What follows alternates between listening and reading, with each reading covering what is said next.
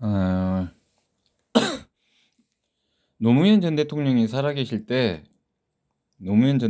살아계실 때, 일본에서 강연한 것을 유튜브에서 잠깐 봤는데요.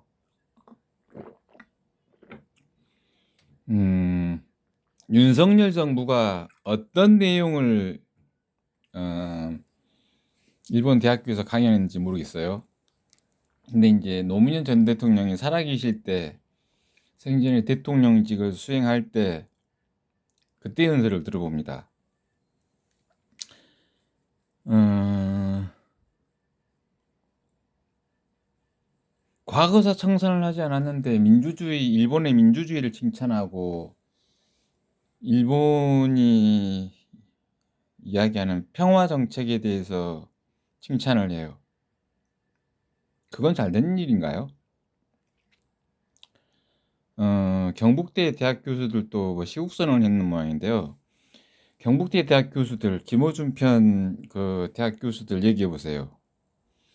한일 관계에 대해서 일본이 한국에 대해서 과거사를 반성하지 못하고 반성하는 내용들의 정책들을 펼치지 못했는데 세계 민주주의와 평화에 기여한다고 이야기하고 있어요.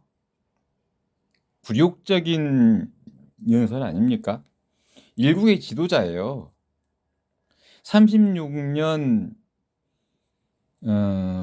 대한민국이 침탈당했던 역사에 대한 반성과 그 반성에 대해서 차곡차곡 자신들이 잘못된 역사들을 바로잡는 법률들, 이것들을 만들어내지 못하고 있는데, 당시 노무현 전 대통령은 세계 민주주의와 평화에 기여하고 있다고 하고 있어요.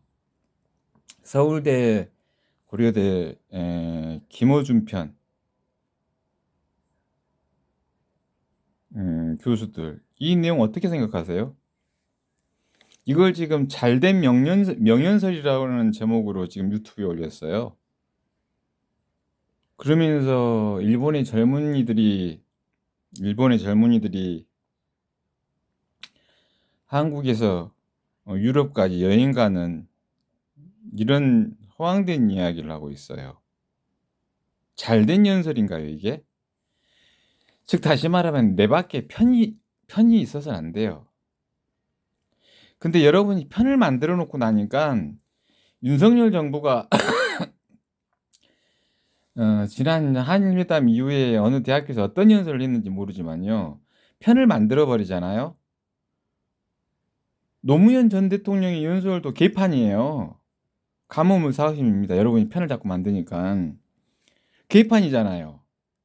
대한민국에게 압제를 가했던 역사에 대해 반성하는 정책이나 그것을 보상하는 정책들은 하나도 내놓지 않고 있는데 세계 민주주의와 평화를 뭐 사랑한다고 하고 있고 그 세계 민주주의와 평화에 이바지한다고 하는 정도의 지도자 노무현 어떻게 생각하나요? 경북대 김어준 편 교수들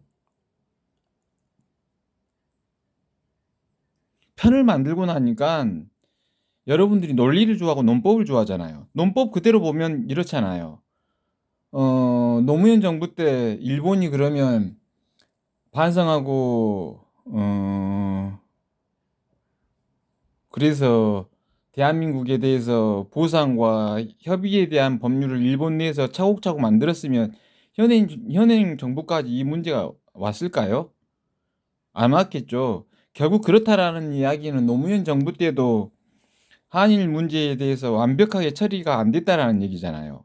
처리가 됐다라면 지금 이 문제가 없어야 되잖아요. 그렇죠? 일본 내에서 반성하고 대한민국에 대해서 잘못한 역사에 대해서 보상 정책들을 안 폈다라는 이야기니까 오늘날 이 문제까지 온 거잖아요. 그렇다면 노무현 정부 때도 안 됐다라는 얘기예요. 그렇게 그런 결론을 우리가 논리적으로 논법적으로 유추해 볼 수 있잖아요. 근데 노무현 대통령도 가해국이 식민지 지배 시절 가해국에 대해서 세계 민주주의와 평화를 사랑한다고 이야기하는 정도의 대통령, 그런 지도자. 편을 만들고 나니까 논리적으로 추론해 보면 잘못된 연설을 한 거였구나. 근데 편을 만들어 놓고 나니까 잘못된 연설도 잘한 연설로 취급해 버린다라는 얘기예요. 김어준 편들의 지식인들은. 그래서 이런 정도의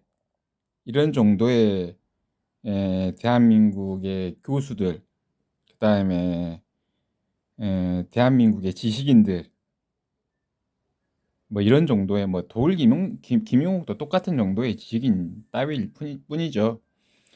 이런 내용을 지적하면서 오늘 방송 마치겠습니다.